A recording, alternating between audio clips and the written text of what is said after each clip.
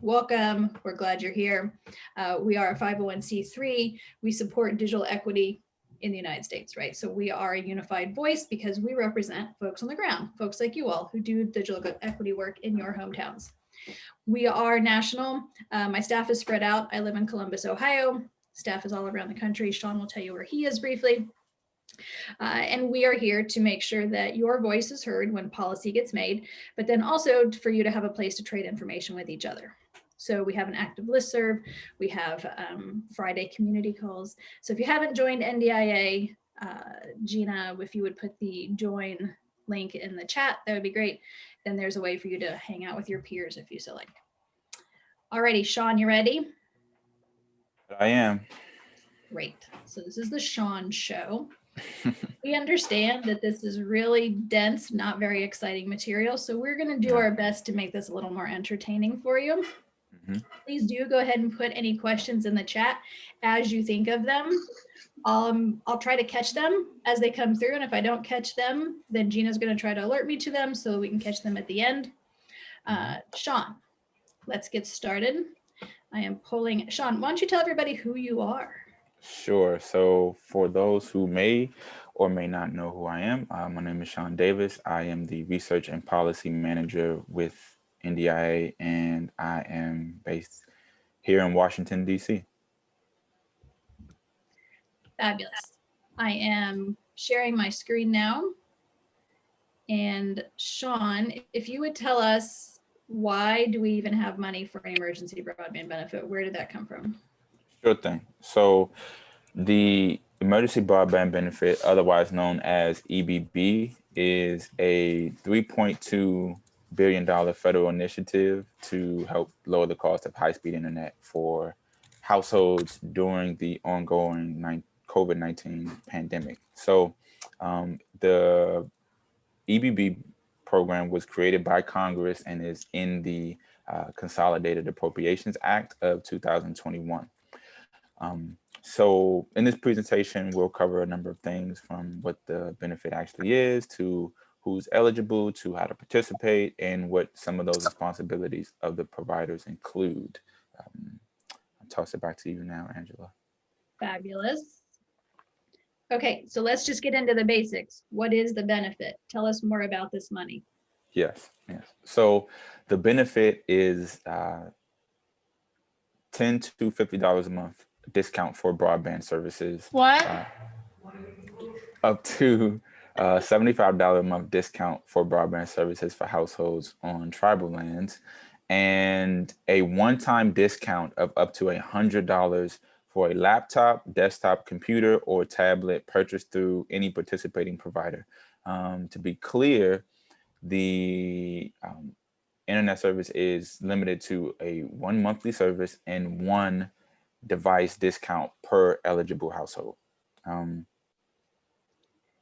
Yes. So explain to me, Sean, why are some households getting $10 and some households are getting $50? This doesn't seem quite fair. It may not seem fair, Angela. However, as it stands, that is the programs that are offered are contingent upon the individual internet service providers, and it's also contingent on what offers they include. And so it's for some households, they may have to pay more, they may not have to pay anything. It is all contingent on participation by the ISPs. Okay, so if I am already paying for internet that's like $70 a month and I'm eligible, how much is the federal government going to pay towards my internet? Okay, perfect question. So in that scenario, again, because the discount, if we're not talking about a household that's on tribal lands, they would be getting a discount of up to $50. So then that household would be responsible for the remaining $25 a month. Got it. Thank you. Question in the chat asking if all the slides will be available. Yes, we will do that. And we have all this information also in an FAQ that's on our website, which is which one of my staff is going to put the link on for.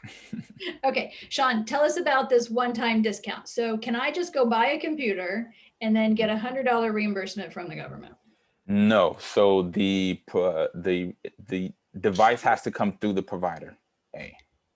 Okay, so they get to choose what kind of device, Yes. right? Yeah. Yes, it's all according to what the internet service providers or what the participating providers, what plans they had available by the December 1st, 2020 deadline. It cannot be changed, edited, or made any worse. Don't want to get it ahead of you, but just to let others know, it can be, the providers can make it better. So they can offer faster service for the same price. They can they can essentially make the program or the offer better. They just can't make it worse. Okay, so Wanda is asking, is this for new service only? So what if I already had service and I'm eligible? Can I have it cover my cost? Yes. Great. Yes, you can. So it does not have to be for new service. No, it doesn't. Okay, so then when I'm figuring out what offers are available, so I understand that USAC, which is that agency of FCC, is going to put those all up on their website. Mm-hmm. I'll be able to go look at those to see Yes. what those offers are, right? Yeah. Can the ISPs determine which plans are eligible for EBB, or do they have to make all their plans eligible for EBB? No. So the ISPs determine which plans are available for EBB. They according to the FCC's report and order, there are voice bundles that are considered that are eligible, video bundles that are not eligible for EBB, and the provider, the participating provider, has autonomy to determine which of their offers they want to. Hate to continuously use the word offer, but which one of their offers they want to offer up for EBB. Okay, Sean. So Marion's asking, did we say only one benefit for a household? What if, so can my husband and I both get a benefit, like one for our mobile phone and one for our wireline? No, there are no mobile phones that are applicable in this for EBB. And there is, So no mobile devices no mobile for devices. the device reimbursement, but if we want to cover his service, because that mobile service will be eligible, could we get two benefits, two services? I would have to double check, but my best bet, no. So one per household? One per household, right. Right, so it doesn't matter, he and I live in the same household, one per household. Okay, other questions we're getting in. How do we know which ISPs? What do I know if the ones in my town are participating? So that gets to when the program will, to our understanding, once the program actually starts, then the internet service providers will announce their participation in the program, and thus announcing it, then we'll have a better idea as to say who will and who won't. Yes. So some of the providers have announced, right? Some of them haven't announced, right. But they're not all telling us which of their plans. So stay tuned. Yeah. I think the answer to that is stay tuned. Okay, other questions that are already coming in. So what if I have debt? Can I still get a plan with that provider that I have debt with, and that would then be covered by EBB? Yes. The providers are not allowed to use any form of debt as a barrier to inclusion in the program. Awesome. What if I sign up with that provider and I decide, actually, there's a better deal with this other provider, but the first provider usually charges a fee to cancel my contract? Do I still have to pay the fee? If the provider does charge a fee, then yeah, you would be then early termination fees. Early termination fee. Okay, so this is a tricky one. I just gave Sean a tricky one. Yeah. Okay, so the question Sean just answered is, or that he meant to answer is, there's I already have service and I want to switch to someone else that has To an a different service. Yes, then I okay. do get charged the fee, Yes, right? then you But do if get it's an charged. But if EBB, it's I an signed up EBB for, provider, right? So if I sign up for EBB and I want to get out of that one for something else, can that provider charge me the fee? no, then the answer to that is no. Yeah. Great. Okay, lots of great questions coming in. Chris is asking, in markets that have multiple ISPs, can a family have broadband service from one ISP and the device from the other? How do you get the device reimbursement? The device reimbursement comes through the provider. So you have So you have to find a provider. So yeah. Right. Okay, here's another one. Can those providers be like, okay, look, there's wealthier people over here, so we're going to offer one deal over here and a different deal over here? Absolutely not. They have to, if an internet service provider makes an offer or provides one of the offers, their discount offers for EBB, then it has to be applicable for every customer, every household that's under their geographical territory, so to speak. Great, thank you. Mhm. Okay. How is this different from a Lifeline? Jonathan is asking. How is this different from Lifeline? Well, to start, I don't know, this isn't permanent. I think that's an important point to make, is that this is only until that $3.2 billion runs out. But I think Jonathan's asking, like, so can I have Lifeline and EBB? Oh, he's asking if you can have both. Yes. Yeah, he's asking, yes, you can have both. Yes, Right. You can have both. So let's get into that source of money real quick. Okay. Lifeline comes from Universal Service Fund, right? It's that fee on your bills. Where again does the 3.2 billion come from? The 3.2 billion is coming from the signing of the Consolidated Appropriations Act. So it's going from the FCC to the internet service providers, and those internet service providers are being reimbursed for providing their discounted internet service at a cheaper or lower price. Great, thank you. Okay, Alice is asking, if the only broadband available in their area is Verizon, and the only way I can get it is through a hotspot, can that be what I use for my EBB? Yes, hotspots, modems, routers, those are all included, all forms of internet with the exception of dial-up. Okay, do you need a physical address? What if you're homeless? From Tony. In order to sign up, so who participate in EBB? In the number of things that you do need let me just go through the list of things that you need for a household to sign up. Full name, number, date of birth, home, and or a mailing address of some sort, and the name and date of the birth of the person that qualifies for the EBB program. And while we're here, I'll just throw this in there as well, is that you do not need your social security number. If households are uncomfortable or don't want to offer that social security number, then they can use any government issued ID, driver's license, tribal identification number, or individual taxpayer identification number. But one of the things that is needed is a home and or mailing address. Okay. So homeless population individuals do participate in Lifeline, and this is based in part on how Lifeline is set up, because they're using Lifeline processes. So there is certainly an option for those. I suspect. I think that you're going to find it's going to matter what the provider is. So a telco, the way they are set up, they will require an address.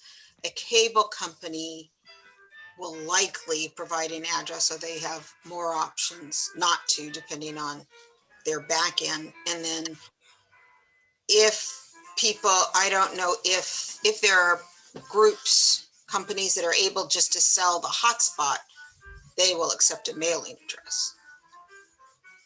Right. And so that's the importance of the fact that there's going to be mobile providers and wireline providers.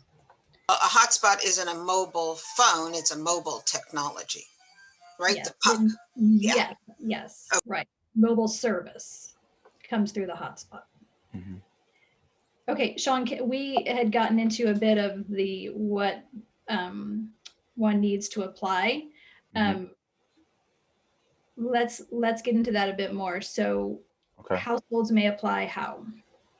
So households can apply through through their provider or through the national verifier. Now, through USAC, through the Universal Service Administration Company, and through through their provider. And so, in order to, well, I should say, NDIA is suggesting that households apply through the national verifier through USAC simply because the verifier will show all of the available options to the household, which we at NDI like. We like the households having autonomy and control in their hands. And it's also a better way to control your own data. Won't tarnish the name of any ISPs, but it's a better way that we trust that you can give them your data. Thank you.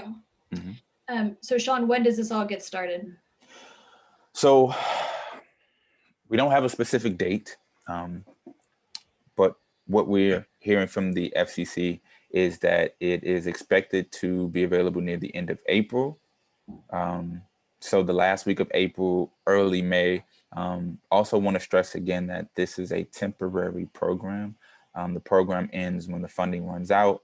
However, one of the things that's in the report note states that USAC will maintain a public tracker updated monthly with the amount of funds expended. And so once the program expires, customers then have to affirmatively opt in to continue service, where they would then be charged the full non-discounted price. Got it. Thank you. Mm-hmm. Okay. Outreach. What's the FCC doing to help with outreach? What are they not doing? So what I will say is that the bad news is that there's no money for outreach. So many of the lovely listeners here with us today will not receive any money, any funds for promoting, advertising, marketing this program.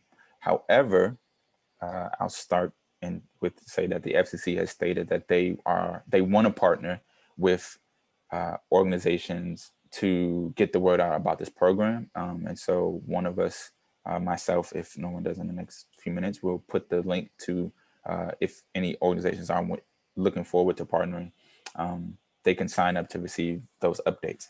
However, I want to say that NDIA has created an EBB webpage on our website filled with resources from FAQs, soon to be this recording of this webinar, and also support information from some of our other colleagues. So definitely would encourage everyone to take a look at that, as we've spent a lot of time looking through EBB and understanding it, and we'll continue to do so as more information comes out.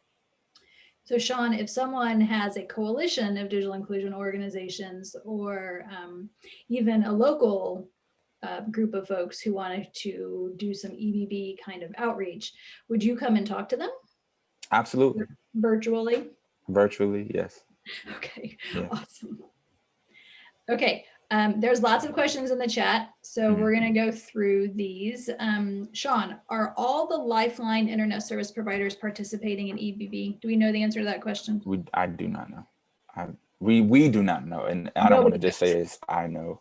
We do not know because, as I believe, the ISPs are not communicating that as of right now. So they're holding things pretty close to the chest. So some of them have announced, AT&T has announced, a few of the other ones have announced, but it's not fully out there yet. So we keep checking back to the EBB page, the FCC's EBB page, and encourage you to do that. And that's to just to add to that, Angela, that's because participation is voluntary. I don't know if I just want to make sure I mention that ISPs do not have to participate in this. They don't. the ISPs don't have to offer internet service and devices. They can offer any one or none if they so choose. That's a very good point, Sean. Sean, I think Well, I can say that I know that all of them are not participating because there's at least one here in Nashville that's already told me that they're not. who is that, Marion? Google Fiber. Oh yeah. I've also We been haven't told, made up our mind. I was gonna say there's yeah, Dan. Sure, yeah, I'll hop in here. I'm on the community impact team for Google Fiber. We're trying to figure out how we can do this. So we've not yet landed on it. Denise, who you probably talked to in Nashville, is kind of our lead there. So Yeah, it was Denise who told me that. Sorry about that. oh, But you're good. hasn't the deadline passed to apply? Because you can't just decide, you have to apply. There's a priority deadline, but you can still apply after that. Oh, okay. Good to know. Okay, so there's a really good question in the chat from Chris asking, are we actually calling it EBB? Yes, Chris. In fact, we are actually calling it. Yep. Chris is like, that's a dumb name. Yes, well, maybe it is.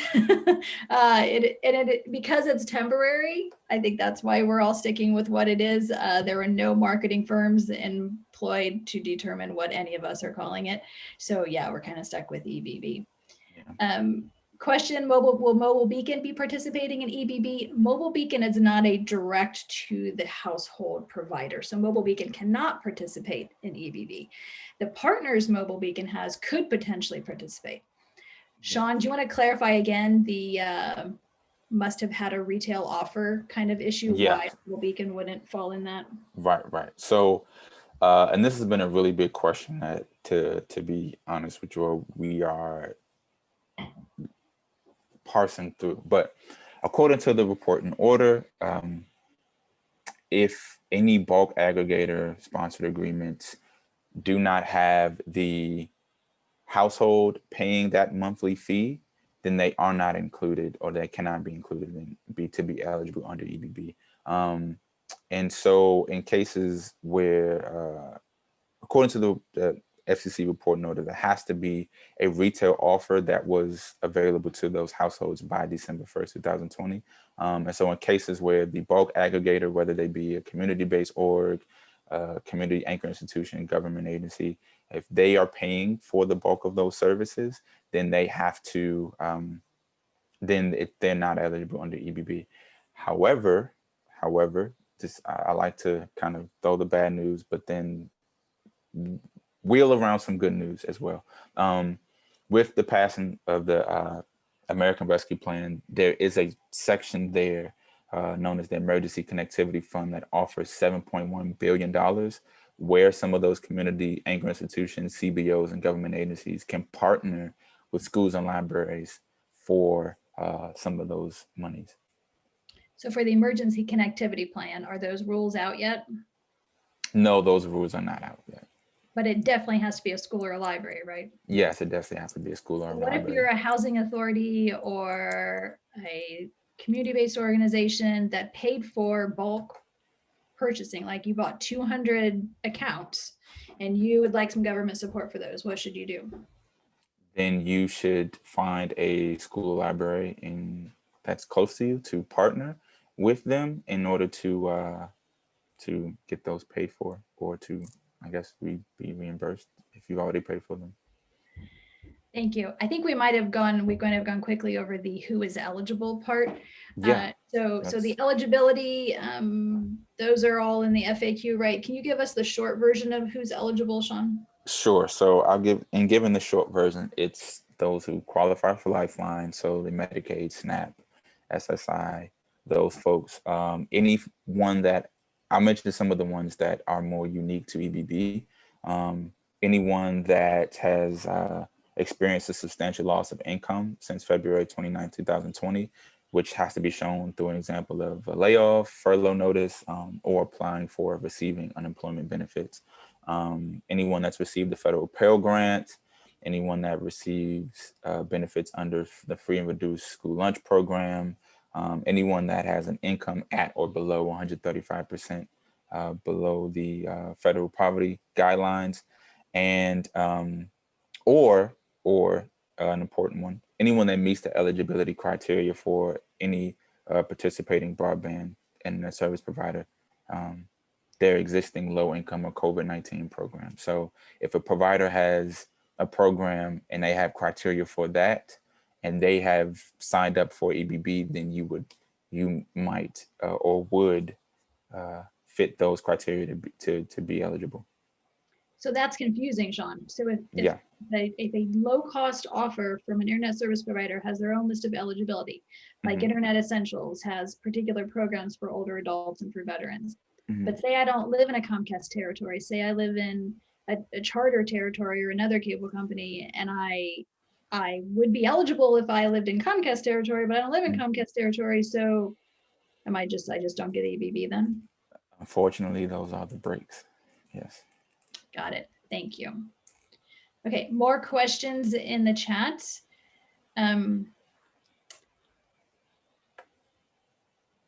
Chris is asking, going to National Verifier also allows one to connect with the providers? Is that correct, Sean? If you go Going through the National Verifier, you can connect to the internet service providers? You I'm can not. You can choose, yes. So it's very much like Yes. Lifeline. Yeah, I was trying to make sure I was speaking Yes. right on the connect part. But yes, through the verifier will connect you to a provider. We encourage the households to sign up through the verifier, because as opposed to finding one provider, because then you might not know you can get a better deal or something along those lines. But if you go through the verifier, you'll be able to see the potential options you have and then connect to the provider that way. Great. And Tiffany is asking about flyers of information. So materials in general. We're going to see materials on that FCC EBB page. There's going to be materials on NDIA's page that we're going to gather up from folks. You all might be making some materials. I think maybe we should warn, but this is like, there's no time in here to be like, oh, we're going to have this grand plan for materials. So Yeah. it's going to be really sharing. If somebody has something really great, should they share it with us, Sean? Absolutely. Please share it with us. We have community calls, a listserv. We have other orgs that share their resources and materials with us, because the end goal is to make this program as efficient as possible, so as to use it as a study to pretty much kind of push Congress and some of the other powers that be that there needs to be a better permanent broadband benefit. And so we want as many people signed up. We want as many people to receive internet service. We want as many people to get devices as fiscally possible. So there's a good question from Jim in the chat asking if third parties can apply for households. So Jim, because this is not live yet, we haven't seen it, but according to the rule, like the absolute rules would be no. Could you sit next to someone and help them fill out the form or help them while they're on the phone? Yes. Yeah. Just to add to that, Yeah, please. in the I imagine that is the case. Even some of the language in like how households sign up mentions the name and date of birth of the person that qualifies for that benefit. So you might have a family member that is on SSI or on Medicaid that qualifies, but maybe they are not as good with computers, and so the verifier or the participating provider needs that person's information. Thank you. Okay, good question from Shelton. So when there's a school district where everybody in that school is eligible, where that school has the community eligibility provision for free and reduced lunch, does that mean everybody in that school then is eligible for the EBB? If a school, so it's the community eligibility provision. So this is the eligibility, right? So yes, right? Like yes. This is, and then what kind of documentation then does the school provide Right. to the to determine? So the school would then provide the programs that the school participates in, households that qualify, and qualifying students, and then the programs that that the household participates in. Nolly, can you hear me? For that, for the school to certify eligibility. I Right. think you want to, I think you were answering a different question. Maybe we want to revisit that. Are we? Okay, I'm not sure. I'm just going to keep going through if there's a clarifying, we have 200 people on this call. So if folks would put any clarifying questions in the chat, that would be really helpful.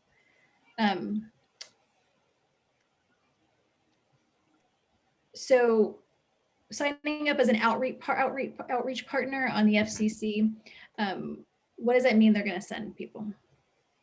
The FCC, what does it mean they would send? Yeah, if you sign up as an outreach partner, what does that mean?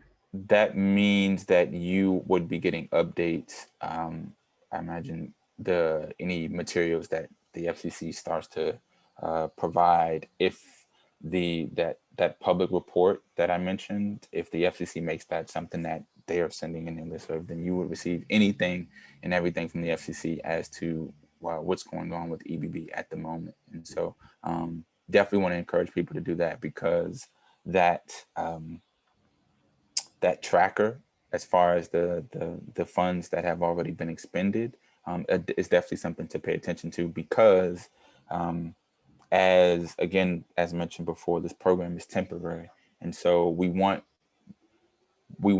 the community-based orgs, and we want the community anchor institutions to be armed with information, but we also want the households to know when the program is ending so that they can plan moving forward from there, which would, in doing so, would help them maneuver.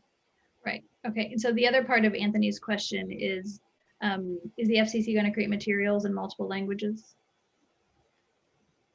Yes. Yes. Sorry. Great. Super. Okay. National Verifier. So that's, sorry, everyone. That's a big lesson learned for us. We should have started out with, this is what the National Verifier is, because we just kind of assumed everyone knows what it is. So Lifeline. Lifeline's our phone subsidy, right, in the United States, and we use the National Verifier. They use, no, not we, right? USAC uses the National Verifier, which is this tool that connects to some databases, not all that we would want, but some databases of who's eligible for Lifeline to make it easier. So some people, like what would be a good example? So can you think of an example, Sean? HUD, right? Yes. So if you're already receiving HUD benefits and you apply for EBB or Lifeline, it automatically says, yes, we got you in the database. We know you're eligible. So that's a huge value of National Verifier. Is it perfect? No. Yeah, Is it going to be faster than trying to do all this stuff manually? Yes. Yeah, especially for families who, again, already may possibly be in that verifier for participating in a number of other programs. Perfect. Thank you. Lisa's asking what physical documentation a person needs when going through the verifier. So if a person is eligible and that database is already connected, they won't have to provide that documentation. But if the database isn't connected, they might have to, like the income verification, you have to show that you lost your job, right? Right. So I think I mentioned any documentation stating that you're receiving unemployment benefits, that you've been furloughed, basis for inclusion in certain programs, SNAP, SSI, Medicaid, certification from households that the information that you included is true. Again, you do not need your social security number, but you may need passport or driver's license, tribal identification number. So if those are in paper form, then you would need to show those. Sean, it's Lisa Mitnick, just further clarifying. So let's say I physically call up the National Verifier. Are they going to say, read off if you have a social security number, read it off, or read off this, or give us your SNAP number? Like, I guess what I'm saying is, what do they need to have pulled out of their drawers in their homes or found to actually do it? So when our outreach folks are talking to people, they can explain what they physically need to have their hands on when they make the call to get verified. That's kind of where I was going. Right. So what you would need then, you don't have to give your social security number. In place of that, you can simply use any government issued ID, any passport, any driver's license. So you would need that, that number. You would need any of the documentation that notifies your basis for inclusion in a program like SNAP, SSI, Medicaid, school lunch. So any of the identifying documentation in that, this is all if your information is not in the National Verifier. Right. I'm just saying, sorry, and I'm so nuanced here, but I guess what I'm saying is I'm not going to have to photocopy or submit it in. I'm going to be literally on the phone talking to somebody, and they are going to say, well, you're in this program, right? Do you have the code or ID? Will they believe that when I say that over the phone? Right. No, they're not going to believe you. That's why I'm trying to sort of say literally, you know, how hard is the enrollment? Because what physical But let me clear, like what Sean's is saying is that for some people it will be super fast, right? Like our HUD example, you live in HUD housing, they put in your name and address, they're like, oh yeah, you do live in HUD housing, boom, you're eligible, right? Okay. Like it is really that fast for some people, but it's not going to be that fast for everybody. So this is where it gets confusing, and because this isn't live yet, we can't tell you exactly how it's going to work. Okay, and then once, let's just say I got the approval through the National Verifier, and now I decide I'm going to call Comcast or another provider. Do I get a code and give that code to them, or they're going to somehow, what they just did with me is going to show up in the ISP database? Yeah, it all goes through the National Verifier. You don't have to make 2 calls. You can choose Comcast on the National Verifier, is my understanding. Does anyone else on the call have a better understanding of how that works right now with Lifeline? We'll find out the answer to that question. Yeah, I'll write that down. That's in California, it is a 2-step process. In Texas, it's only through the providers. I don't know about the other states. So it could be different with EBB than it is with Lifeline. Nope. It's going to be not for California and Texas. It won't be, but it'll be exactly the same process in those states. Yeah, unfortunately. Okay. And they're a pain. Thank you, Susan. I think the thing that will be super amazingly helpful if you're able to find it out, and I'm reaching out to USAC too, is just to literally get the process to the most granular level. So when we instruct our the navigators are talking to people and they say, well, how exactly do I do that? When I make the phone call, what do I do? Especially because they're not going to have internet, right? So it's not, they can go online and fill out the forms, and they're not going to digitally send it to somebody and upload it. I mean, that's pretty complicated. So that's why I'm really trying to get to the most specificity around the actual, you will do this, and then you will touch this, and then you will bring this. And if you don't have this, you'll do this. Kind of, if you have that, that would be amazing. Yes, and we will have that more when this is live. Right? Okay. So a big challenge right now is that we are only sharing what was in a report and order. Nothing that anybody's ever tested. Most of NDIA's knowledge doesn't come from things like report and orders. It comes from you, folks like you, right? Who have done it and then shared that, and then we share that back out. So once it's live, we'll do more of the sharing amongst NDIA's affiliates, and then we'll push that out. All right, that would be amazing. And I'll ask, and if I find out anything, I'll send it over to y'all. Super. Please. Thank you. Okay, thanks. Anyone else want to ask a verbal question? Why? It's finishing the stone for him on So my- Camille is asking how long this will last. Sean? Another great question. So what we know is that there's $3.2 billion. And so it's hard to state exactly how long it'll last. But once the money runs out, that's when the program will end. Again, the USAC will be putting out a public tracker with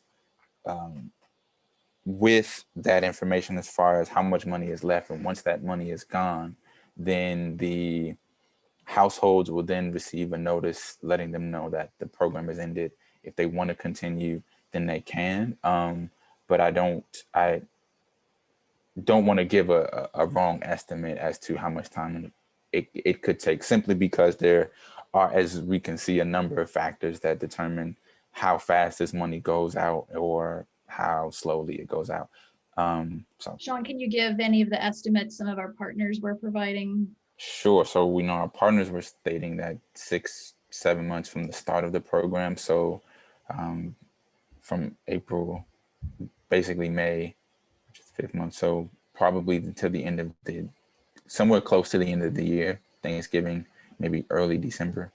And is there any chance of there being more money for EBB? So there is a chance of there being more money. There is $6 billion for the continuation of the EBB program in the Accessible Affordable Internet for All Act, which has been introduced, but that's what we know about that thus far.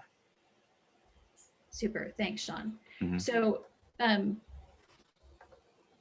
Heather's asking, do we know if you have to do it through the provider? So Heather, we're going to find out. We're going to do some more asking and get some better information on if it has to be a 2-step process.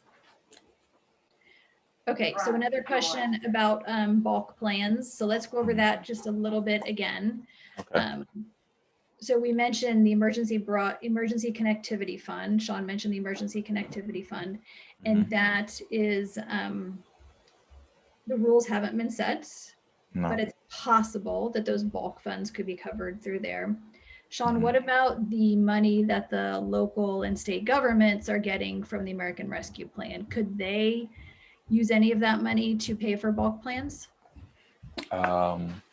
It's possible. Yes, they could. It's definitely possible. But on that part, the rules also have not been written yet. So we know that there's not as much money in that pot. I think it's 625 million, but it is definitely possible that pot of money could be used as well.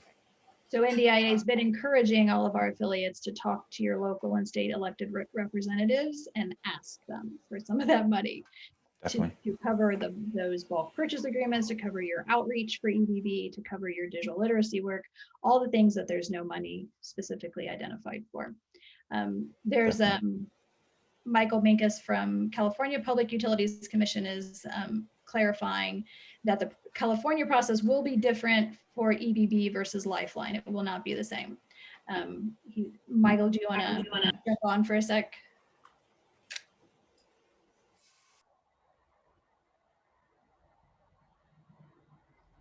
It's okay. I'll just read out what he said.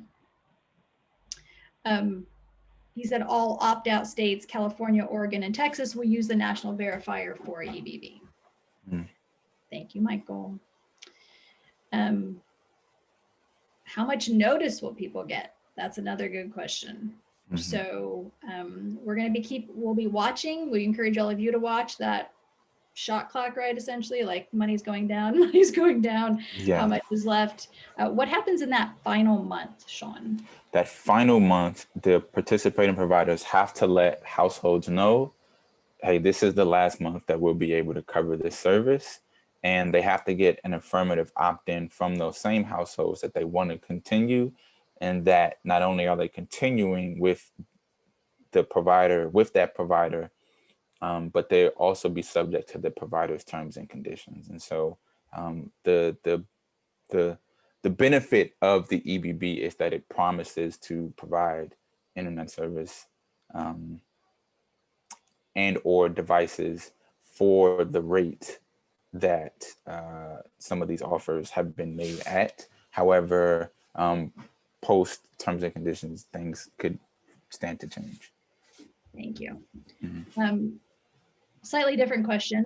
Ashley says, if someone's enrolled in one of those bulk service plans, say their school purchased a bunch of accounts and they have service, say they gave them a hotspot. Let's say the school gave them a hotspot.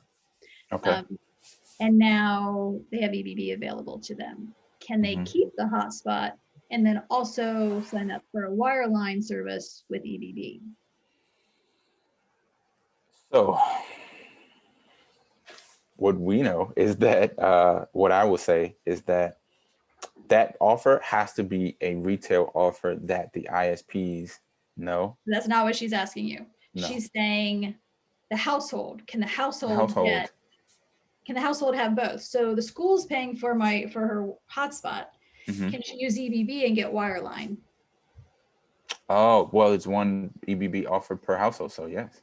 Yes. As long as it's the because EBB, the first one being paid for by Yeah. the school has nothing to do with EBB. Yeah. So Yeah. Sorry yeah, for that. so the question in here, Ashley was saying, can that person switch? I'd say let them keep both. Yeah.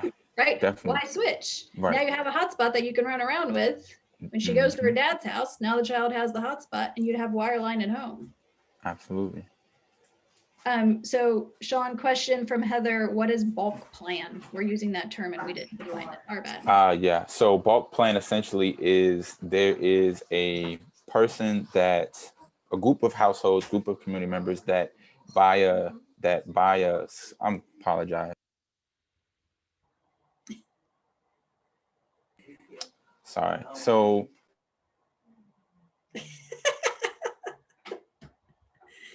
Sean's a sorry grandma. about that. He's Yeah. can't tell from his background.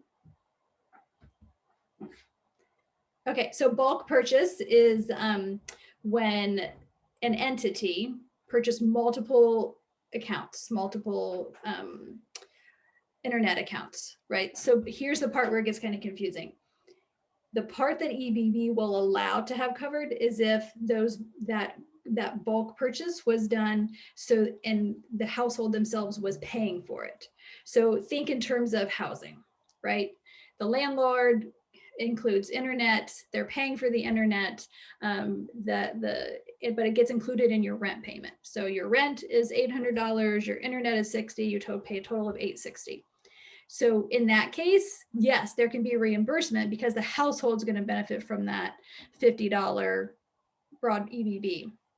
But say the housing authority again, let's say it's again housing, purchased bulk and did not charge the households. There was no payment made by the households. They were just paying for it.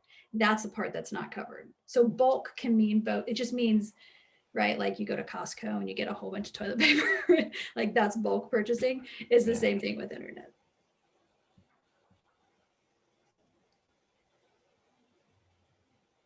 Okay, other questions? Would taking advantage of EBB considered public charge? Lila, I'm not sure I understand the question.